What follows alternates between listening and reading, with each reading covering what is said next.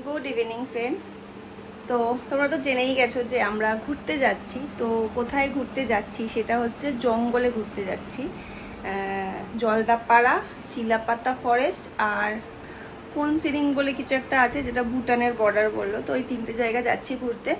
কালকে আমাদের ট্রেন আছে। আর এই দেখো কোথায়, এই যে সব বের করে রেখেছি জামা কাপড়, এখনো লাগেজে ঢোকানো হয়নি, ঢোকাবো। আর প্রচুর জামা কাপড় হয়ে গেছে, কেন বলো তো, একে তো বাচ্চা আছে, বাচ্চা থাকলে একটু বেশি জামা কাপড় হয়। আর তার উপরে তো শীতকাল, সোয়েটার ফোয়েটার নিতে নিতে অনেক বেশি হয়ে গেছে জামা কাপড়। আর বুঝতে পারছি না যে কতটা ঠান্ডা পড়বে কতটা ঠান্ডা পড়বে না, কারণ আমাদের এখানে তো সেভাবে ঠান্ডা পড়েনি। আর ওখানে কতটা পড়বে বুঝতে পারছি না, কি নেব কি নেবো না, ওই জন্য খুব কনফিউজ। বের করে রেখেছি, হাজব্যান্ড আসবে, দেখাবো, ডিসকাস করব, তারপরে লাগেজে ঢোকাবো। আর এখন